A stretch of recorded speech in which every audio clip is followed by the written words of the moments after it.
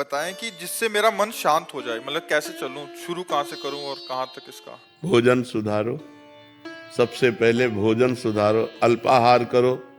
नींद सुधारो। नींद सुधारने का मतलब 5 घंटे या 6 घंटे जो टाइम रखो वो रात्रि में होना चाहिए और ब्रह्म मुहूर्त में उठना चाहिए। अगर स्टेप बाय स्टेप चलना चाहती हो तो पहले भोजन सुधारो। आपका भोजन सात्विक होना चाहिए, पवित्र होना चाहिए और धर्म के द्वारा कमाए हुए धन से होना चाहिए। दूसरा, आप अपनी नींद सुधारो। नींद में 6 घंटे सोने को होने चाहिए। 10 बजे से लेकर 4 बजे तक कितना समय हुआ है? हाँ, 4 बजे ठीक ब्रह्म मुहूर्त में उठ जाओ। अगर आपको ठीक चलना है, भजन करना है, तो ये 7 8 8 बजे तक जो 9 9 बजे तक सोते हैं, ये स्टेप बाय स्टेप भजन कर पाएंगे। उनका जीवन ही व्यर्थ है। सूर्य भगवान उदय हुए और जो सैया में सो रहा है उसकी आयु, श्री, कीर्ति, बुद्धि सब नष्ट हो जाती है। जिसका भोजन ठीक और जिसका शयन ठीक, और जबान सुधारो। हर समय नाम जप करो, मौन का आश्रय लो। अगर उत्तर देना है तो उचित शब्दों का उत्तर दो, व्यर्थ की वार्ता ना करो। वाणी संयम में, जिसका सुनना संयम में।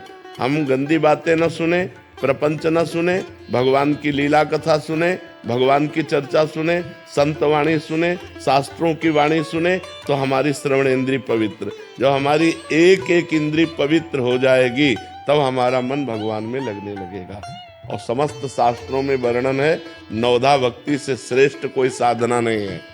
जो श्रवणम, कीर्तनम, स्मरणम, विष्णुपाद सेवनम, अर्चनम, वंदनम, दास्य, सख्य, आत्मसमर्पणम, इससे बढ़कर के कोई श्रेष्ठ भक्ति नहीं है। 9 प्रकार की भक्ति ही प्रेम लक्षणा भक्ति प्रदान करती है। पर हम पहले अपने आचरण सुधारें, हर इंद्री को पवित्र करें।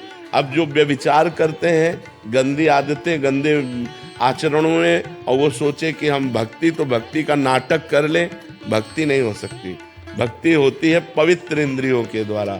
अब जो गंदी बातें देखेंगे मोबाइल में, गंदे आचरण करेंगे, गंदा भोजन पाएंगे, होटलों का भोजन पाएंगे, मनमानी जागे, मनमानी सोए, मनमानी आचरण करें, और अध्यात्म नहीं हो सकता।